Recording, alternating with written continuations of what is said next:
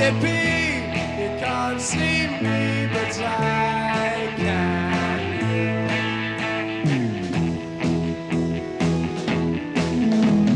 Blazing in the foggy dew.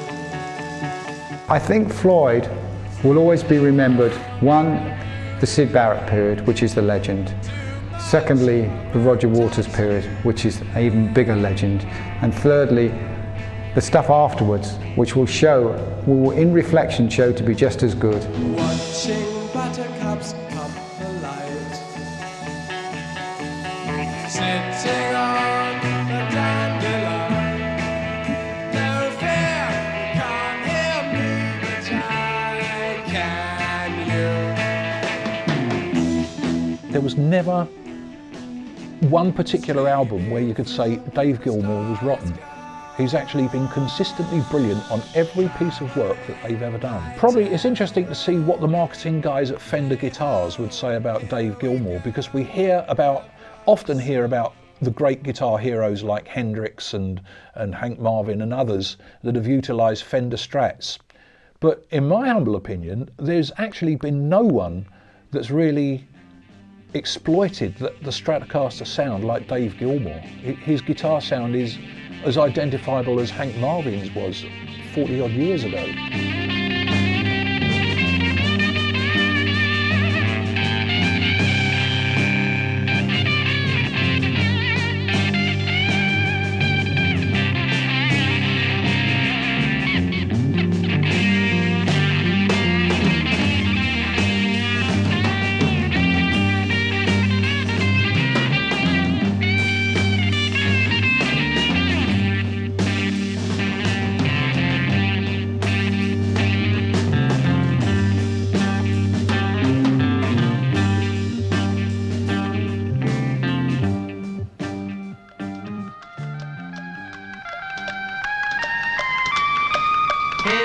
Did no thinking, his arms didn't move, except when the wind cut up rough and mice ran around on the ground. He stood in a field where barley grows. Syd Barrett was probably the most important thing that Floyd ever happened to them. He's the one, it was his conception and his idea and mind that set the pattern for Floyd. Even though he left prematurely, it was his lyrics and things like Arnold Lane. That was really Syd Barrett. It was the phase one. Syd was disintegrating slowly, but because there was such a wish to avoid dealing with it, I think we'd now call it denial. We wanted to carry on being in the band and doing bandish things like American tours and Top of the Pops and all the rest of it, and Syd definitely didn't. So what we did was pretend there was nothing wrong, and it was only when things got sort of really weird that we'd start, I won't say worrying about it, I think we worried about it quite a lot of the time, but quite a lot of the time he could be carried. As Syd became increasingly unreliable and they couldn't rely on him when it came to concerts, because he would do things like standing on stage and untuning his guitar strings, while the rest of them frankly wondered how they could cope. The idea took root that they would bring David Gilmour in as a backup, as an additional guitarist. Nick actually came to me and sort of nudge, if such and such happened, and if this and if that, would you be interested at all? And went through that whole thing in a sort of fairly roundabout way, suggested that this might come off at some point. David Gilmour had actually taught Syd Barrett to play guitar, so he was a pretty natural choice to join Pink Floyd when they started having problems with Syd's reliability. And Pink Floyd have always kept it within their own, if you like. Most of the people in Pink Floyd, the Cambridge connection is very strong. It was very difficult because we had decided at this point that what we wanted to do was Sid become rather like a Brian Wilson, if you like, and stay at home and write, because we knew by then it was impossible, he couldn't perform on stage. So I had to say things like, Sid, I'm going out to get some cigarettes, and then go off and do a gig and come back the next day. And it was awful. I mean, it was a terrible time. Eventually, of course, he understood what was happening. So what happened? I mean, was he sort of asked to leave or booted out? Oh, I think we were doing gigs and we just stopped going round to pick him up, really. Really? Eventually. I don't suppose he even hardly noticed at first. I think the 5-piece, I would have really loved it to have worked. When you see the photograph of the group with the 5 of them, and they all look beautiful, and considering Sid was sort of quite damaged by then, obviously he looked haunted, but he still looked very much sort of part of the band.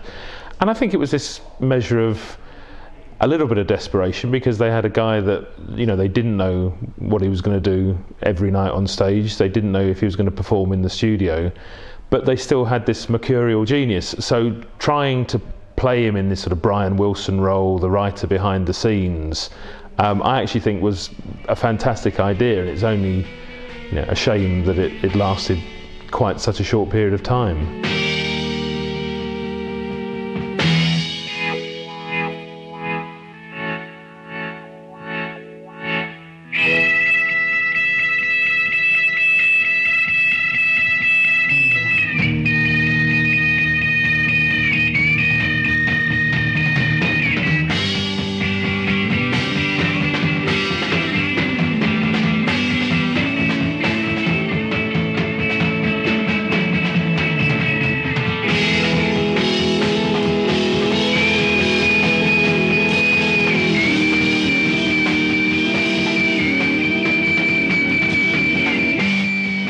No, I don't think they knew where they were going at all. When I joined, I think it seemed to be like we could maybe, how should I put it, maybe milk a bit more out of a dying thing, which is what we've been doing ever since, according to some. But no, the direction started taking place quite quickly after I joined. There was a direction that seemed to start coming forward, but I don't think that started till after Sid had gone. I don't think it was possible to really think of much of moving forwards while Sid was still there. It's interesting because I think Gilmour's influence in the early years of Pink Floyd is musically is quite negligible. I think what he certainly brought was a very sort of steady hand on the tiller, where they'd been used to having this maverick, which they weren't sure what they were going to get from him. I think initially he was quite stifled creatively, yet you can hear over the first sort of 3 albums he's on where gradually he's sort of finding his feet. So I think more it was a sort of calming influence and the ability to play what the other guys wanted him to.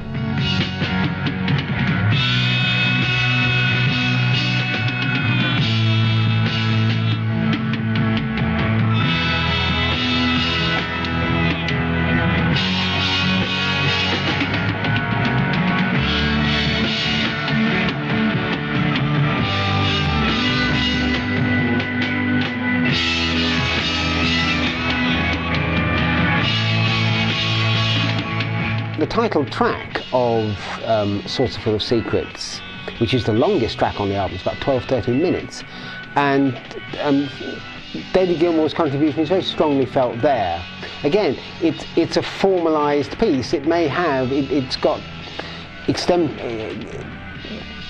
periods of improvisation and wild drumming and things like this, but in the end there's a formal structure to it. It's almost a sort of a work in 3 parts. And David plays his part in that.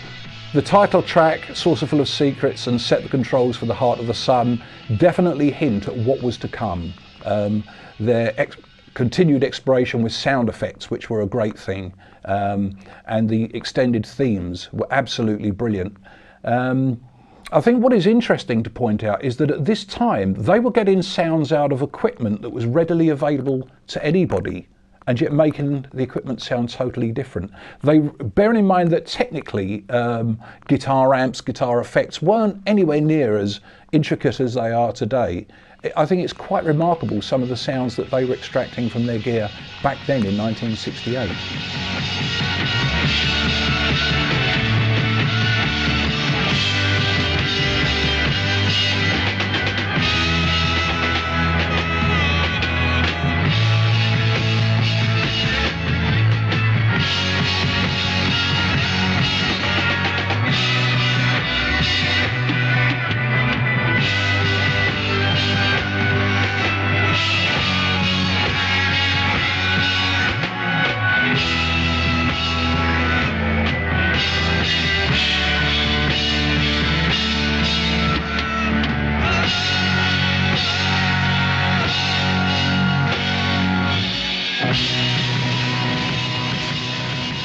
I think it's interesting because on Saucerful you have to sort of struggle to hear him, and I think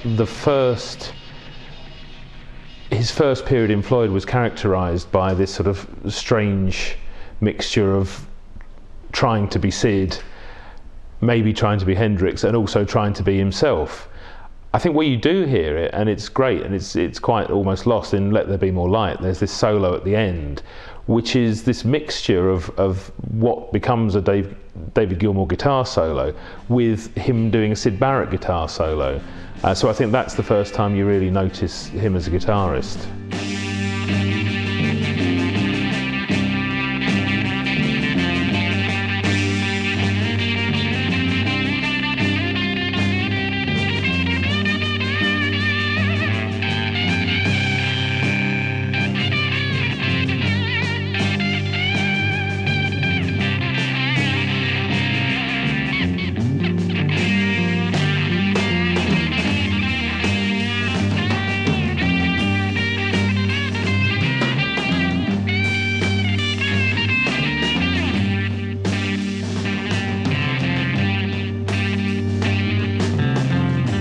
It's debatable whether or not the album was as good or better than the previous one.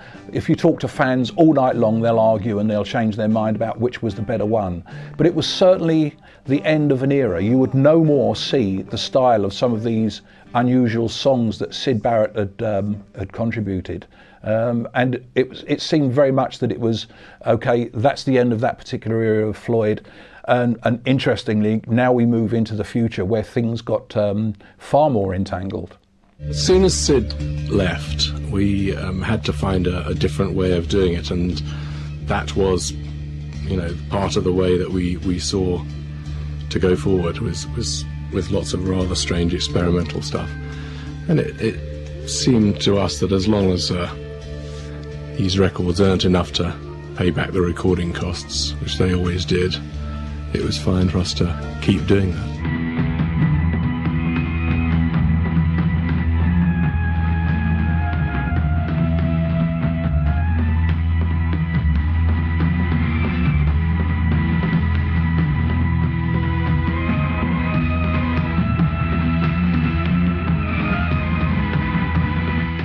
Set the controls for the Heart of the Sun. This is where they took off. They had the whole thing, for me, Amagama, everything from the album cover through to that. This was Floyd, first gear, getting set to become massive. The band started to get a sound. It was early, but they started to get a sound. They started to, Gilmour with the guitar sound, and everyone started to get their own little niche in the band, and things started to maneuver a bit, and they started to find their way, and you were getting a Floyd sound from the early days with Syd. They'd done things in between, which was like, as you say, the soundtrack stuff, which was probably a good buffer while they started to get themselves together as a band. Well, this was a mixed album that came out in October '69 with 4 live tracks and a series of individual solo pieces from the 4 members of the band, which gave them all probably their last chance individually to stretch out. The Narrow Way, which is the 3-part suite of Dave Gilmour, is very, very effective with some great guitar work. The Narrow Way is a curious piece, as is virtually all of the 4 solo pieces that make up the studio side of Amagama. I think it's distinguished by being possibly the least throwaway. And the third part where he sings actually resembles some of the sort of epic Floyd sweeps of sort of 71 through to 75. But apart from that, it occupies a place on the record. Gilmour was probably yet another version of something that we ended up doing for about 30 years, which is called What the Hell Do We Need to Do Next? And a live album obviously is relatively easy, but the studio album, the idea of dividing it into 4, was a sort of, I suppose, an easy way out in a funny way, that it just gave everyone the responsibility to do 10 or 11 minutes each. And interesting, but actually a very poor album in terms of a band album, because what you get is actually the individuals rather than the sum, and the sum, of course, tends to be what makes a band really work. See the splashing of the kingfisher flashing to the water. A river of green is sliding unseen beneath the trees. Laughing as it passes through the endless summer, making fall asleep.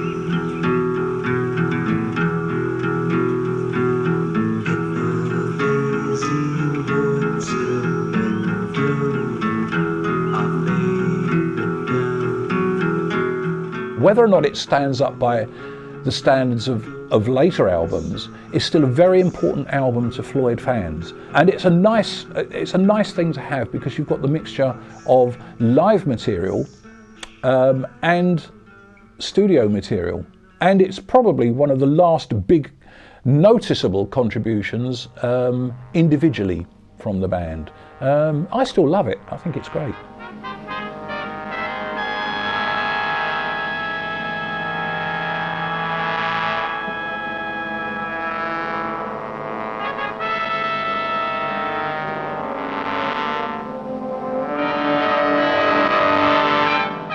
I think it's very easy to, and I think this is why some people always will have a problem with David Gilmour, that where he's had Sid before him and Roger Waters being these sort of quite definite frontmen and having their quite definite sort of ways and experimental edge and things like that, I think Gilmour fitted in with all the experimentation very well, but you always sense that he'd much rather be playing a well-written song, and he'd rather be singing a good melody.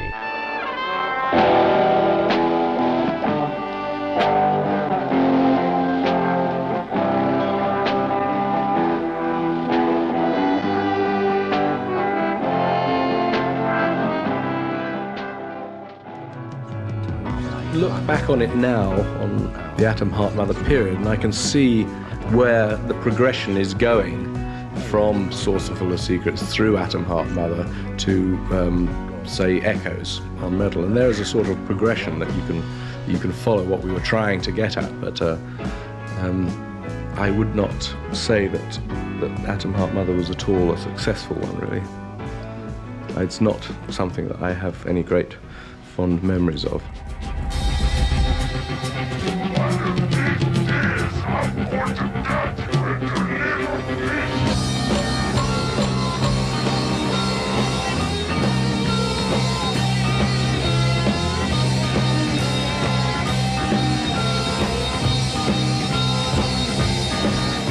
Metal was released in November 1971 as the follow-up album to Atom Heart Mother, and the fans were seriously behind the band now.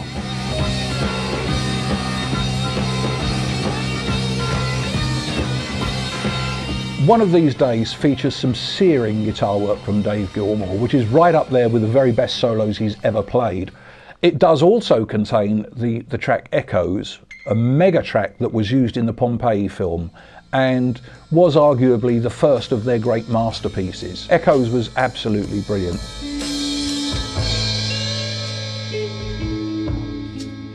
Overhead the albatross hangs motionless upon the air, and deep beneath the rolling waves, in labyrinths of coral caves, the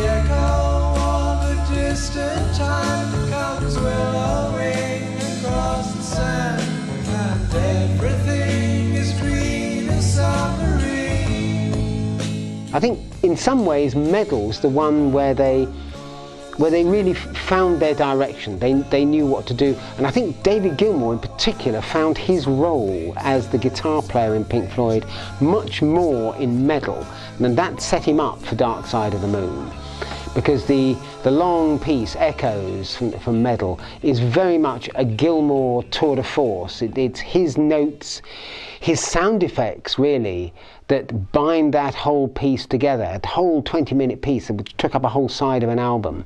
And I think after they'd done that, Gilmour had the confidence to know that what he was doing with the band was what they wanted and what they needed. We were really casting around looking for a start to a piece of music, and I think it was really finally when this sound was, I think, really turned up by Rick, of this sort of almost Aztec pinging, and it was just such a sort of extraordinary noise. It just was something that fired the imagination of everyone else into turning up a piece of music. By and large, it stands up as still being the first of the big three most successful musically and commercially of the Pink Floyd albums.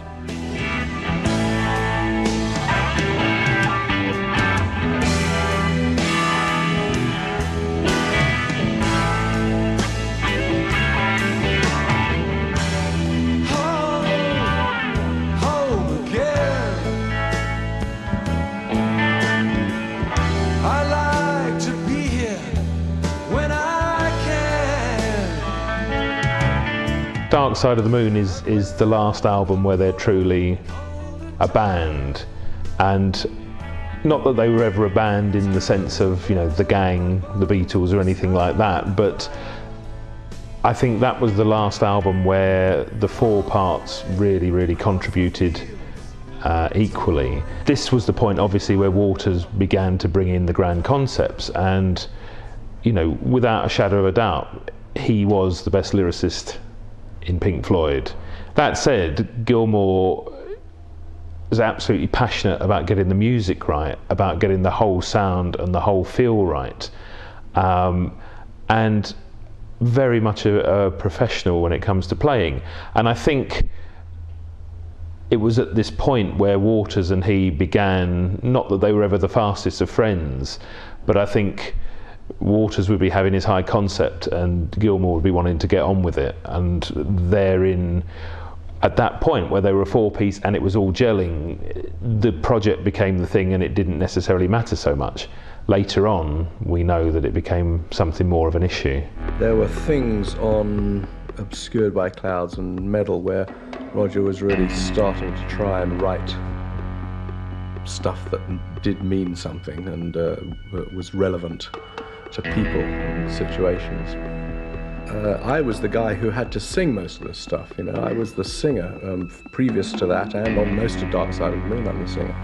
And it's a vast improvement. It's much nicer to be able to sing about something that you agree with and you believe in than to sing some of the other stuff that we'd done earlier, which was, some of it was embarrassing to sing, to be frank, you know. And so I was in absolute full agreement with doing it. It was definitely progress, definitely a move forward in my mind. I concentrated personally on trying to make sure that the music lived up to it, because Roger and his sort of moving forward in that way lyrically would sometimes forget that the music had to be good as well. And I think the music started taking second place to him. The more he got into that lyric thing, the music started, on some occasions, certainly not on all occasions, but on some occasions the music started taking second place, and I sort of considered it my responsibility, if you like, to make sure that the other sides of it stood up just as well. Everybody pulled their weight on that album. That is partly what makes that album what it is. The fact that everybody pulled their weight, that they inched towards what it was that they were looking for, but they were all looking for the same thing. so that as the ideas came out, all of them embraced them. So when Roger had the idea of suddenly asking people questions about what they thought of the moon and madness and things like that, the others all contributed questions. That was very much a team effort. There are several songs which are Gilmour and Waters co-compositions, that they leaned off each other. There was still this feeling that, all right, you've got that bit of melody, but I've got a guitar line that's going to work with this, and so it becomes a part of the song. That's partly why Dark Side of the Moon works as well as it works, because all of them had that focus. They knew that they had the idea, they pushed it through. Obviously they had no idea just how big it was going to be, but they did have an idea that they were onto something, that this was, in a sense, it was a culmination of what they'd been groping towards for the previous 3 or 4 years. We would do about a track every day or every couple of days, more or less, to finished. Far, far quicker than we ever do anything these days. Then the joining it all together and the effects and all the interviewing people to get all the voices and all that sort of stuff took quite a long time. And as it neared its completion and all the bits fell together, all the effects and the voices and all those things became glued together, it was obvious that it was light years away from what we'd done before. I think a lot of the people that had heard the first 2 albums, Saucerful and Piper, had dismissed Floyd as being that kind of band. So for a lot of people it took a while for them to take notice. A lot of people had disregarded metal, but when Dark Side of the Moon came along, it converted a lot of people, and I think that was the album that converted fans for life. There's no doubt about it. Once you bought that album, you were hooked.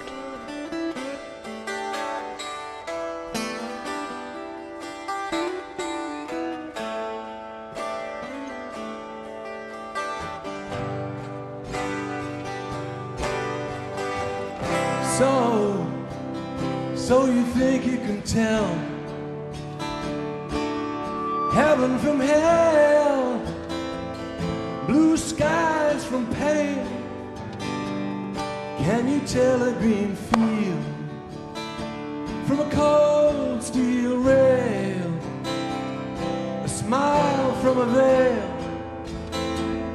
Do you think you can tell?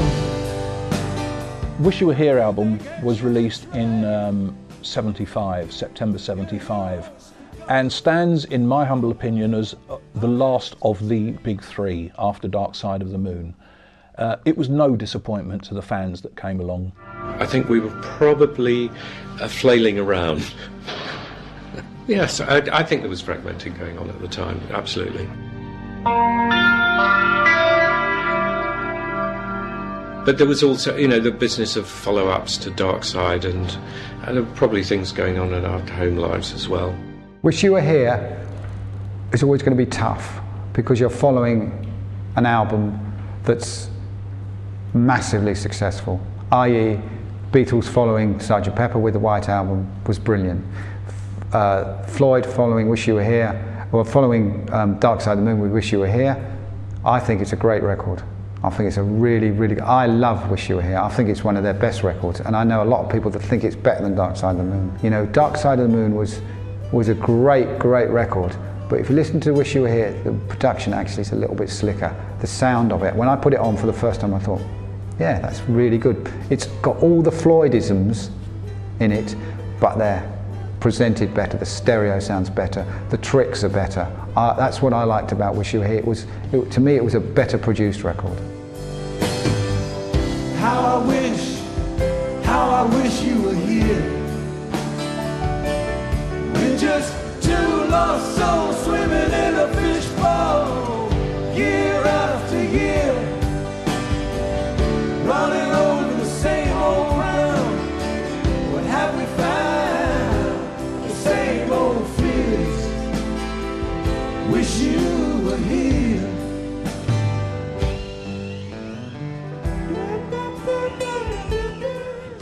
I would say that when you look back at all the records, Wish You Were Here is probably the one you would associate the most with Gilmour, because here again, that Waters needs Gilmour and Gilmour needs Waters, because the playing and the lyrics on that record are still astonishing. You still listen to them and think, they could have been written yesterday, they could have been written tomorrow. And I think Gilmour's playing is what elevates it, because that guitar figure at the start of Shine On You Crazy Diamond is probably the most recognisable piece of Pink Floyd music worldwide, and it's absolutely breathtaking.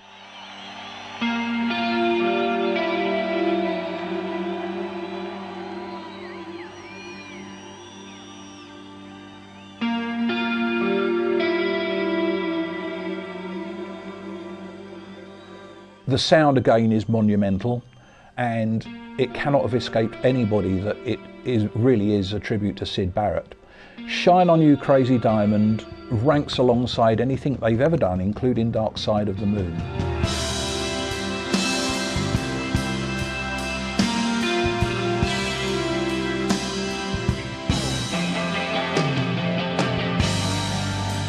And features arguably the finest guitar playing that Dave Gilmour has ever come up with. That wonderful drone at the introduction, which seems to go on interminably, and then those lovely guitar licks. And then I think it's around about 3:55 comes in what many Floyd fans consider the most important four notes in Floyd history. Shine On You Crazy Diamond is probably my personal favourite of everything they've ever done. Remember when you were young, you shone like the sun. Shine on, you crazy diamond. Now there's a look in your eyes, like black holes in the sky.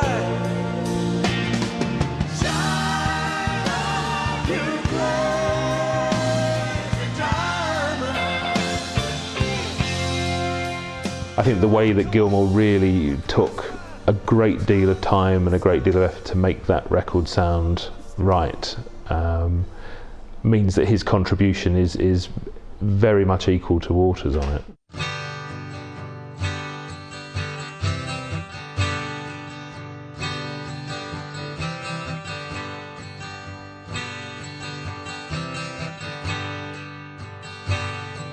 If you didn't care,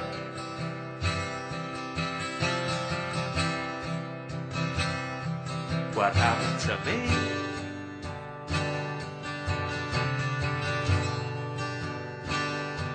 And I didn't care.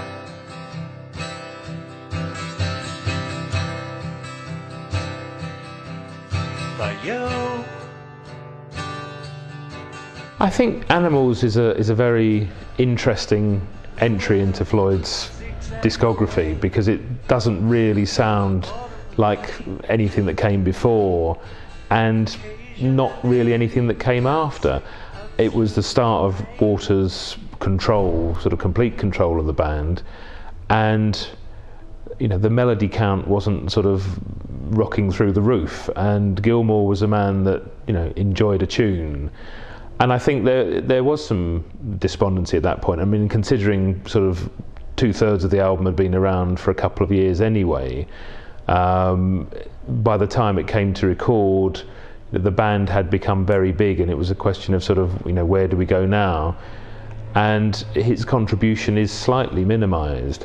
That said, where you hear him, his guitar solos on Dogs, and obviously the solo at the end of Sheep, which is probably one of his career-defining guitar solos, shows that he was always ready to perform when the moment came.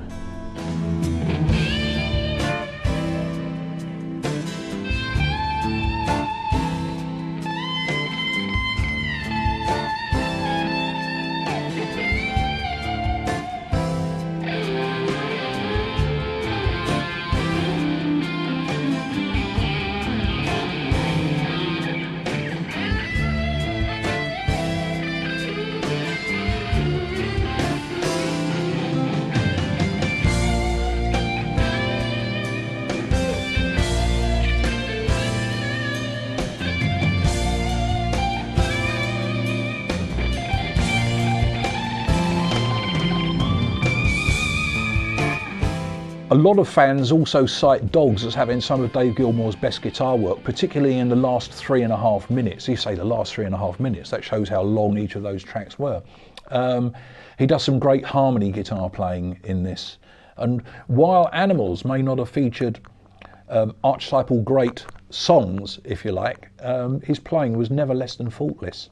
It's not as broad an album, I suppose you could say, in appeal as some of the other ones have, but I like it a lot. I didn't really like a lot of the music on the album. I have to say I didn't fight very hard to put my stuff on, and I didn't have anything to put on. I mean, I played on it, and I think I played well, but I didn't contribute to the writing of it. But I think also Roger was kind of not letting me do that. This was the start of the whole ego thing, I think, in the band. Animals. The Animals album is Roger Waters beginning to take over the band in no uncertain terms. Rick Wright and Nick Mason were happy really to do what they were told. So was Dave Gilmour to an extent. They were a pretty placid bunch, it must be said. But David Gilmour felt that in the studio he did have more of a role to play. And I think perhaps this is where he found he was starting to be overridden more. I can't breathe anymore. Why that is, I'm not sure. Got my feet on the ground. In fact, I'm flat on the floor. My direction is lost. I should pause to take stock. It's a new one on me to even dream that you're free. It's interesting that the two members of Pink Floyd that rushed to make the solo albums were Rick Wright and David Gilmour in '78. The two members who, for many, their vocal blend was Pink Floyd, and the image of Live at Pompeii with the two of them singing Echoes, they were like Pink Floyd's leaders to the untrained eye. But obviously they weren't, and the world had turned, and that both their contributions had been minimised. And the thing with Gilmour's solo album, he went over to France. It was done in a really short period of time. He hooked up with two old mates from the old days, and he said it was a blast. I know that I really will.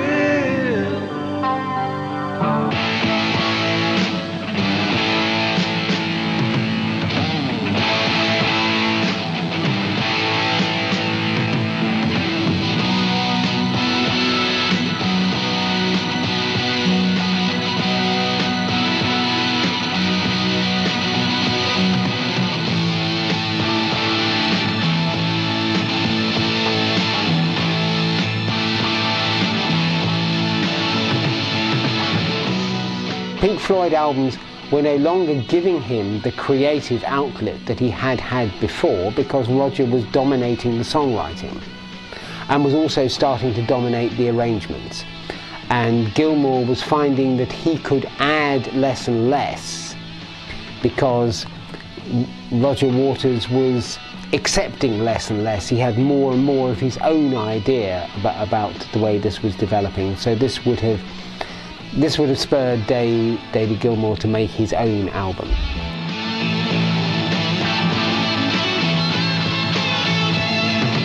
It's not the most robust piece of work you'll ever hear, but it showed that he had, is very melodic.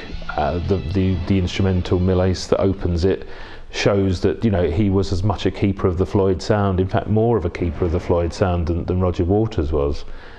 And interestingly enough, he composed what became Comfortably Numb whilst making that record. So I think it was a very good sort of cobweb clearing exercise. And the whole thing was quite down home. And I think that's one of the main contrasts always between Waters and him, where Waters is all about the grand spectacle and Gilmour's all about getting your jacket off and do it here and let's cook up a little jam and see what happens.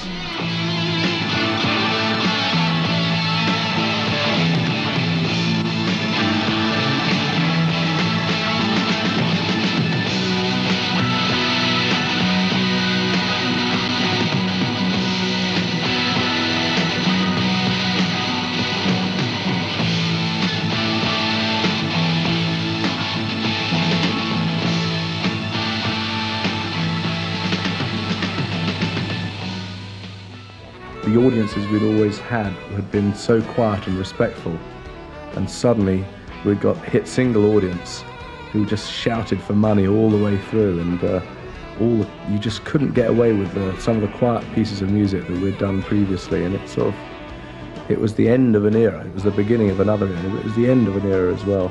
That huge success thing, it prevented certain things, and that's just life. You just couldn't do some of the quiet bits, quiet, beautiful interlude bits that we used to like doing. The audiences before, you could hear a pin drop in our gigs. It's absolute silence going on because they were listening to these tiny little things that we used to do. And when Dark Side of the Moon was that big, suddenly there were sort of 50,000 people in front of us instead of 10, and half of them would be young kids up the front shouting for their favourite songs. We'd never had that before, and that was really, we didn't like that.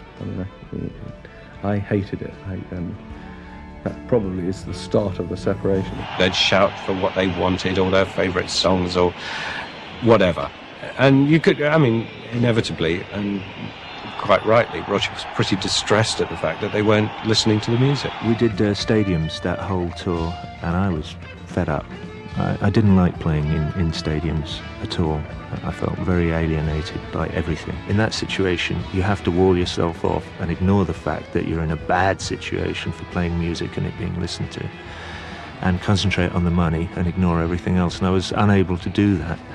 And so towards the end of that gig, there was some poor kid climbing up the chain link fencing in front of the stage, screaming his head off when I was trying to sing Pigs on the Wing or something.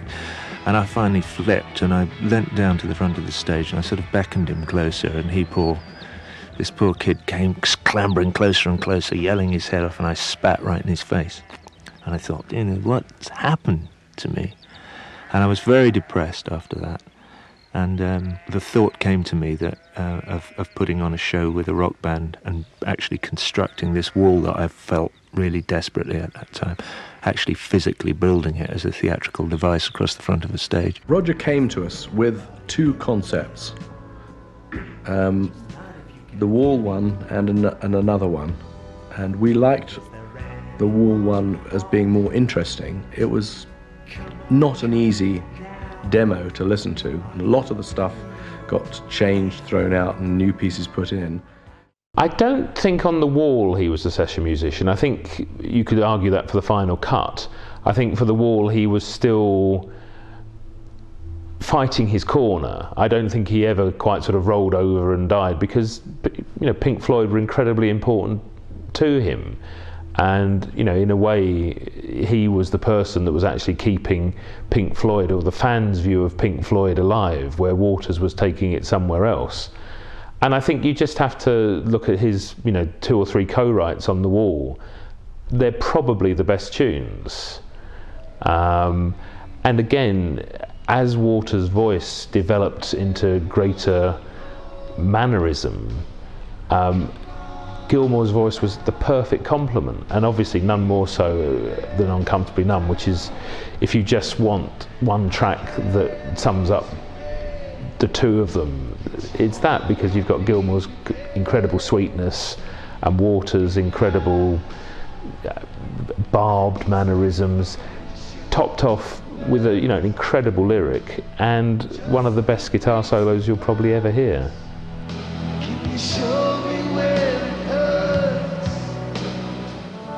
There is no pain you are receiving. A distant ship smoke on the horizon.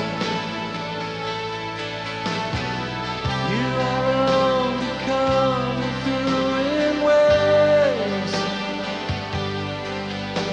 Your lips move, but I can't hear what you're saying.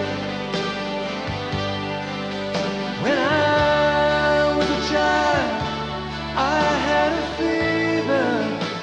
Gilmour did add a couple of significant contributions to the wall. Most notably, of course, Comfortably Numb. That is his song, which was adapted by Roger Waters, and turned it and who put new lyrics to it. But if essentially it's David Gilmour's song, and you have to say it's the most melodic song on the album, and it's the one that it's the one song you can hum or sing. Most of the rest of that album is pretty unhummable.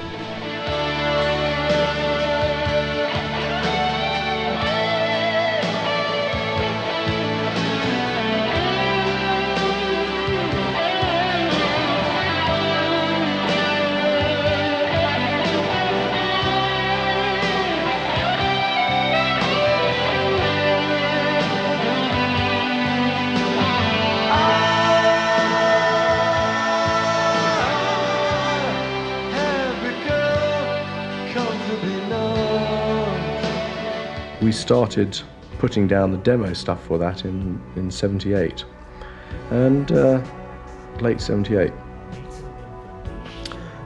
And no, I was very, very involved in it. I mean, I worked my butt off for a year on that record. I co-wrote 3 of the songs. I wrote all the music for Comfortably Numb, all the music for Run Like Hell, and part of the music for Young Lust. And did an enormous amount of production and arrangement work on that album. And of course it is something that bugs me slightly, that people tend to think that it's a Roger Waters solo album, which it just certainly isn't. You know, there's a lot of hard work went into that by all of us. Well, originally nobody was allowed to write on the album at all, and we literally had a battle over Comfortably Numb, for example, which I put my job on the line for. I said, you know, if this doesn't go on the album, I leave, because we need this song. This is like, to me, this is a hit song, and we need to have it. And also, it's very much a part of Pink Floyd that Dave Gilmour be a musical contributor to this. He can't just be a sideman. And I had to fight for Gilmour's involvement, and it took a while to get Gilmour into it, because at first it was kind of like Roger's baby. It was almost Roger's solo album. I don't fully agree with the concept of The Wall.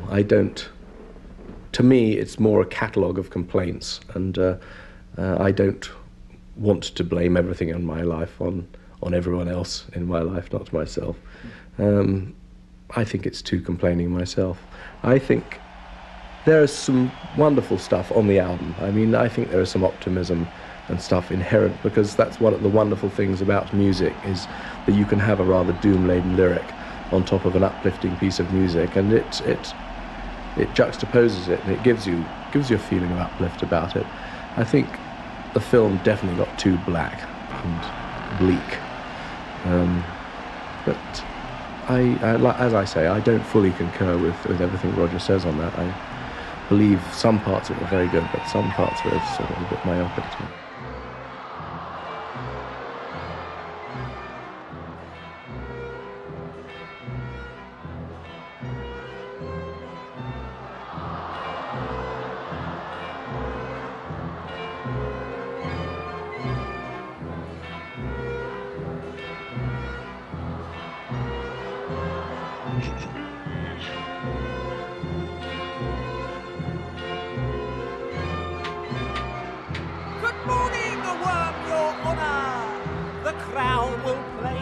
Show the prisoner who now stands before you was caught red-handed showing feelings of an almost human nature.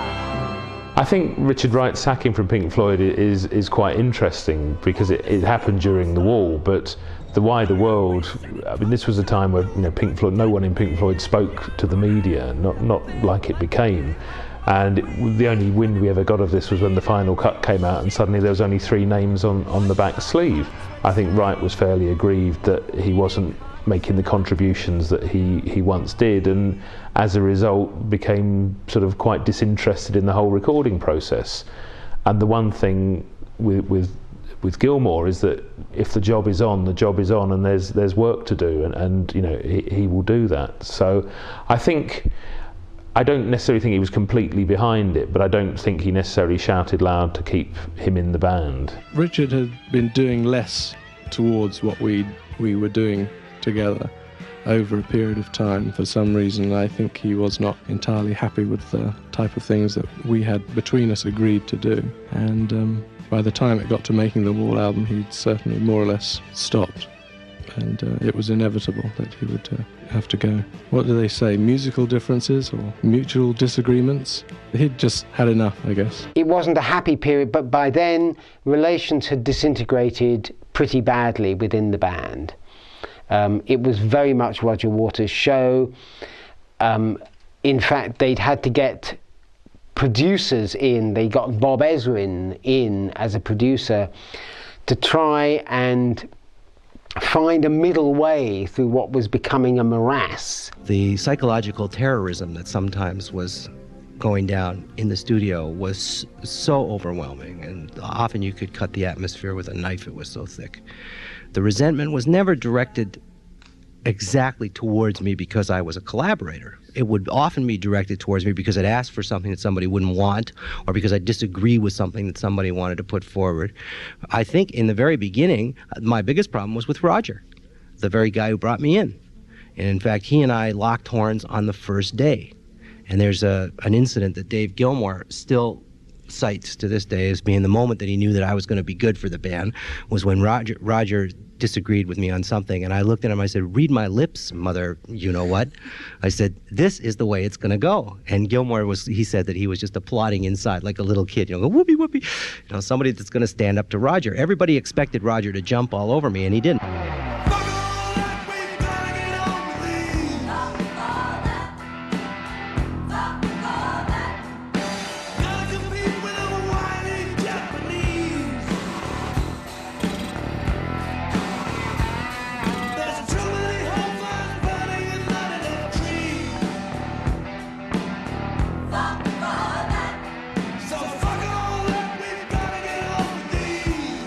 I think it had got to a point during the final cut where it can be safely said the two of them weren't really communicating. Gilmour wanted to take another month to actually write some of his own material, but Waters had such a bee in his bonnet to get this material released, quickly recorded and released, that he went ahead. And effectively, working with Michael Kamen, it was a solo album where Mason and Gilmour came in effectively to do their bit. That said, Gilmour's contributions on it, where he does sort of break free on a few solos, you still know Dave Gilmour's very much there. And when you hear his voice finally come in on Not Now John, it's like this beautiful relief that he is here after sort of 40 minutes of Waters, at his peak. And I actually love that record. I think it's a very interesting album, but shouldn't really be in the Pink Floyd canon.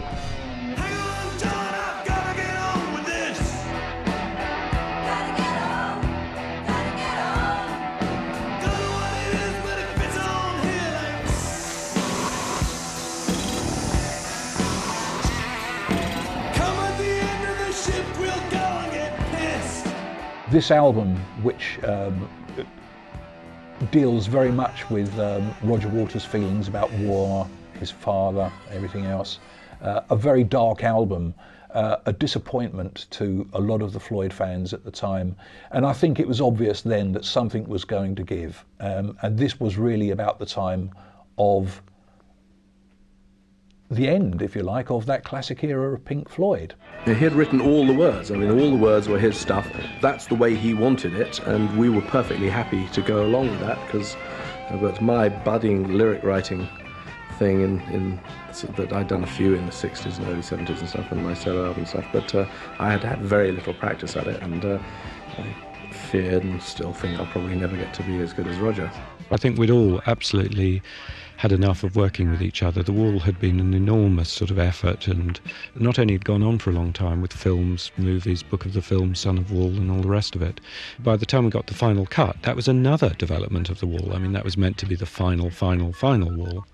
And I think also that by then Roger was doing so much of the writing, so much of the work, that he was feeling that we weren't pulling our weight, and we were feeling frustrated that there was nothing to do. So I think it's a good example of the fault is fairly equally divided. If you negotiate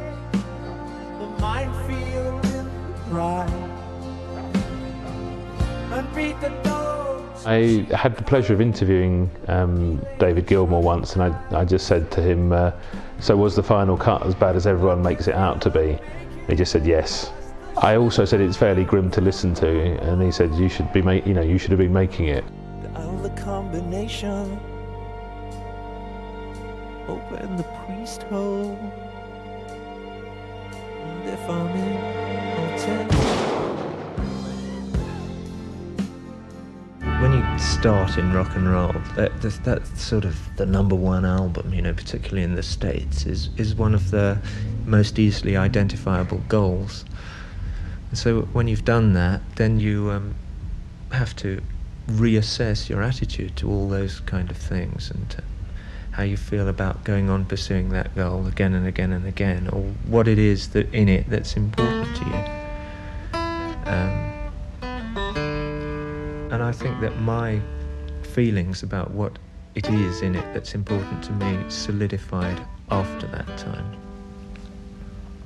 Having had that success, there was a difference at that point which never got resolved. After the final cut, I think everybody thought that was the end of Pink Floyd. There was no will to pick it back up again. There was no initiative. There was complete inertia. Roger Waters was always going to work again because he was driven. He was driven to make new things, to make new records. This was not necessarily true of the others. They were not driven in that way. You couldn't call David Gilmour a driven individual. I think he made his solo album really because it was expected of him, as indeed the rest of them did.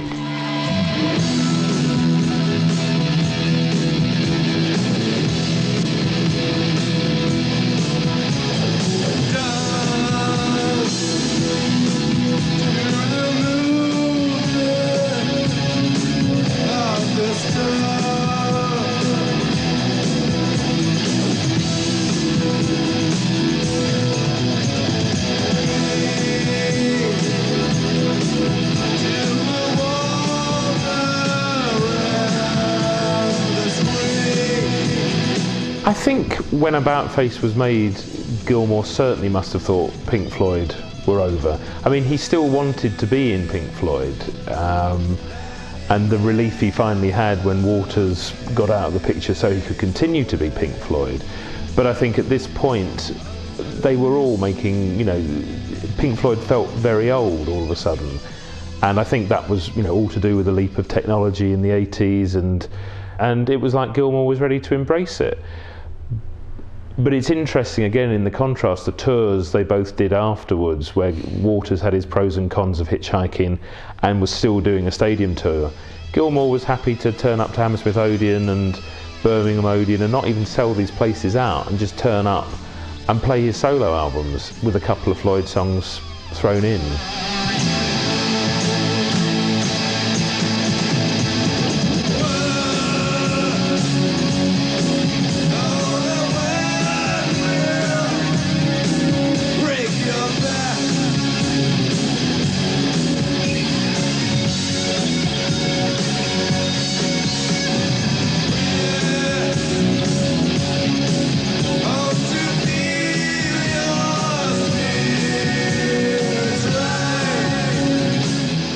The last few years had been such, I mean, the whole of the 80s, really, essentially, had been torture. Roger torturing himself and torturing us, and frankly, when he decided to get out of it, it was a relief. You know, it was a relief when he got out, and I had told him consistently that I would carry on without him if he went. There was a point when he started saying, well, he'd come and sit in the back of the control room every day, but that's before he actually officially left. He said, if you started up without me, I'll come anyway and f*** you up. So, well, he eventually decided to leave, and I think he was trying to, in making that statement, he was trying to force us into saying that we'd pack it in and wouldn't do it anymore. But I told him before then and after him that was not my intention, and that I would get it together and do it again. And I started sort of planning at that time. I started planning at that moment that he left for what and how and when to do it. Inevitably, in a band like Pink Floyd, there's a lot of jealousy builds up and rancour and backbiting, and as I'm on record often, so I think bands tend to stay together far too long because it's safe and comfortable, and you have a guaranteed sale of concert tickets and records and things like that because the brand name is very powerful. But I stayed far too long. I mean, it's a wonderful idea that these lovable mop-tops all get on with each other, and the reality is people are always sort of falling out and needing to go and do different things and work in different ways. I didn't see why we shouldn't carry on. I'd been in it since I was 21 with these other guys. It was when Roger Waters declared Pink Floyd dead that David Gilmour decided that they were not dead. In fact, the Pink Floyd were a partnership, and that any two people could continue that partnership, a subtlety that was lost on Roger Waters. He had no right to kill the band, was their view, and they would prove this by doing a Pink Floyd album without him. There was not much written about Dave Gilmour and Nick Mason's allegiance to Rick Wright, but certainly at the time he was going, I think they were undoubtedly contractually bound to deliver product to the record company. And they were anxious to keep it going. I think there must have been immense sadness in the band at this particular time. I think there always is when you have legal wrangles with people who were your best buddies. What happened though was that Gilmour and Nick Mason retained the rights to use the name Pink Floyd. Rick Wright was back in the band, and it was on we go. Into the distance, a ribbon of black, stretched to the point of no turning back. A flight of fancy on a windswept field, standing alone, my senses reel. A fatal attraction is holding me fast. How can I escape this irresistible grasp? I didn't want to get into a huge slanging match, and I didn't want to get into a court action or any of that stuff. I just wanted to get on with my life. I mean, I failed to see, as I still fail to see, what I did to make Roger upset. I mean, it was my life as well as his life. It was Nick's life as well as his life. We, both contributed in a very large scale to what Pink Floyd was, and trying to dissect the whole of Pink Floyd and analyse it and say who did what precisely in what proportion and who added the salt to the mixture. It's a pointless exercise. The fact is, it was my career, and I had no intention of stopping. So like I say, I still fail to see what I did to him. I just wanted to carry on with what I did for a living, in the way I've been doing it, and so he started all that legal shit, which I never. It was just a pain in the arse to be working hard trying to make a record, writing, recording, when the phone would ring every 2 minutes and it would be the lawyers on with this detail or that detail, which was a very good incentive for moving to Los Angeles, where the office hours are not in sync with the English ones, so that we could get on with it with less interruptions. Gotta keep my eyes from the circling sky, tongue-tied and twisted, just an earthbound misfit.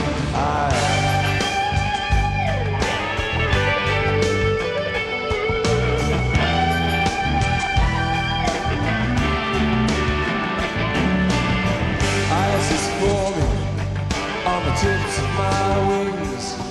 I went to Greece on my Easter holiday with my kids and family and stuff in April of '86, and there I was actually starting to physically write down what I wanted to do, lyrics, start writing lyrics and stuff.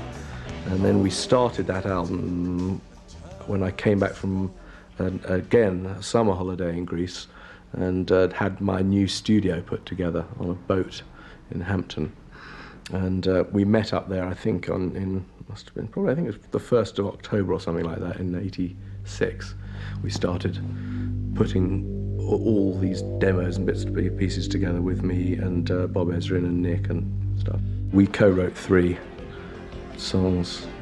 He came up with the lyric and the idea for On the Turning Away, and he came up with the lyric and idea for Learning to Fly, and I came up with the idea and the start point for The Dogs of War, which we then both worked on. He came up with Learning to Fly because I was learning to fly, and every time it was a nice day, he would get to the studio at about 11 in the morning, and I wouldn't turn up till 1 or 2, having been up in the skies. And so that song just came out of that. But we were as Pink Floyd learning to fly again. There's no sensation to compare with this. Suspended animation, state of bliss. Can't keep my mind from the circling skies. Tongue-tied and twisted, just an earthbound misfit. A Momentary Lapse of Reason was perhaps rather cruelly dubbed the facsimile Floyd by several people, particularly those in Roger Waters' camp, of course. There's an element of truth in that. Certainly, David Gilmour struggled to create what Roger Waters had done with the Floyd. To be fair, he didn't try to emulate it. There was no grand concept behind A Momentary Lapse of Reason. But then the age of the concept had pretty much gone by the mid-80s. It was more about individual songs. Gilmour was able to get those together. He needed help to do it. He needed help in the musical department and the lyrical department. But he still had the biggest trademark of all, which was his guitar.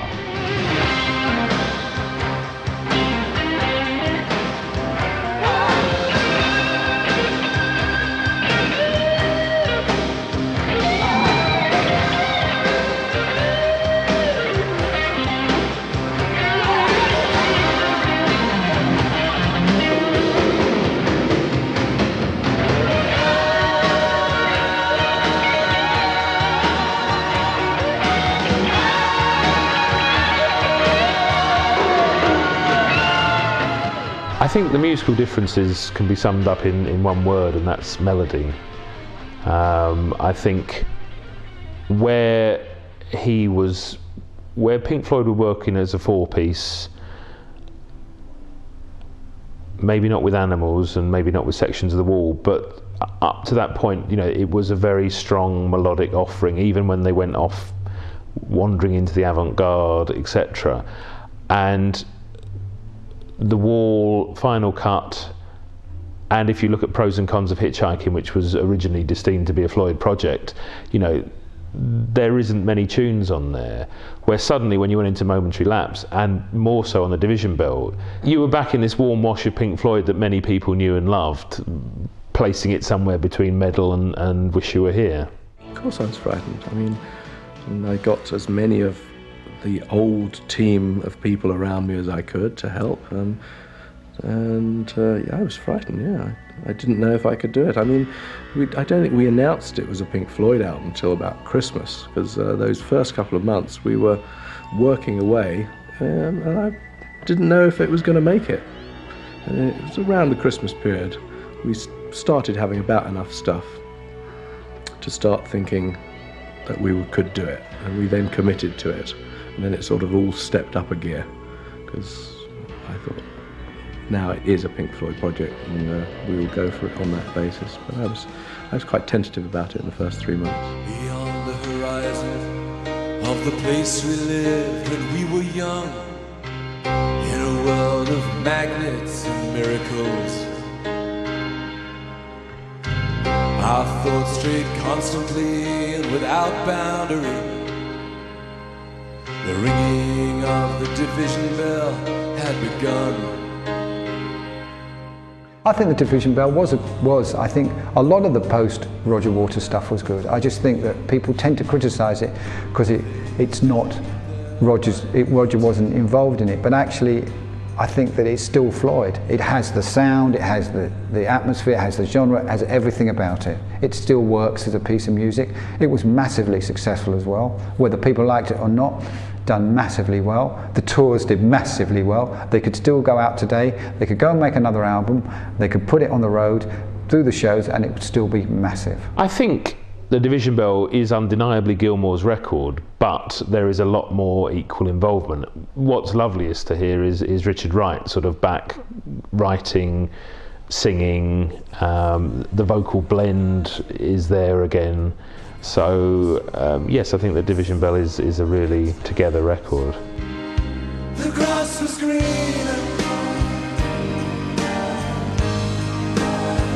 the light was brighter, the taste was sweeter, the nights of wonder, with friends around us. There's a more coherent structure about the album as well, in that it is dealing with specific topics. So the writing, the lyrical writing, because they're written by one person, The Division Bell is a much more focused affair in that sense. What is interesting about it is that the sound and the production are actually greater than the songs. Without Roger Waters' wonderful songs, you don't have some of those lyrical and melodic things that, you know, were the highlights of Pink Floyd's career.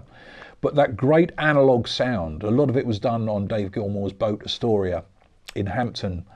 The sound is wonderful. It's back to the classic Floyd sound with those huge walls of synth backgrounds.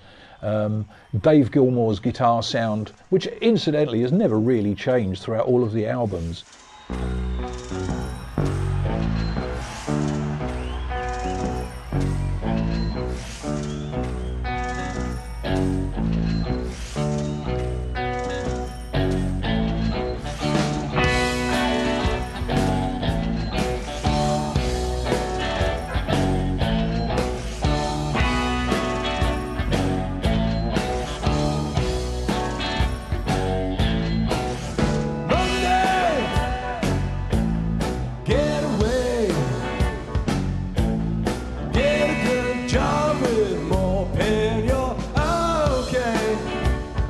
I would love to think, and as many people would love to think, that Live 8, you know, was a new beginning for the group.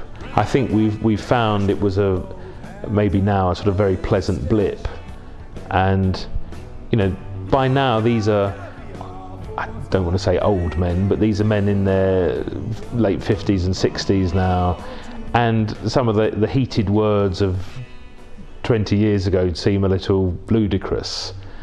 And there was certainly, you know, a feeling of healing and absolute euphoria when they played. The atmosphere was absolutely electric. And I know Waters looked a bit like a sort of, you know, dad that walked out on the kids when they were about 6, and then he was invited back to Christmas dinner when they were all in their early 20s and have their own lives. And they actually don't need him now, and they're over him, but they'll never quite forget him because he brought them into the world.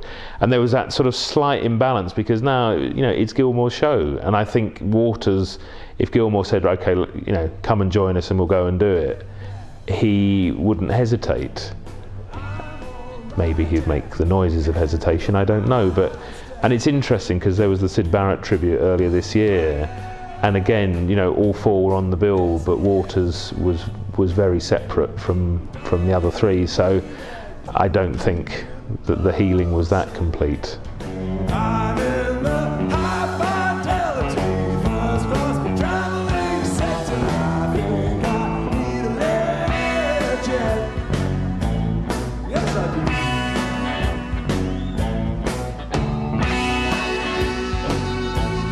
I don't think we'll see Pink Floyd again now. I think it's very unlikely we might see them. If we do see them again, it's likely actually that it will be for a similar event like Live 8, where they will perform as a one-off, and they will perform 4 or 5 songs. They might even do a whole set. They might even go out and play the whole of Dark Side of the Moon again, as Roger Waters has done on his last tour.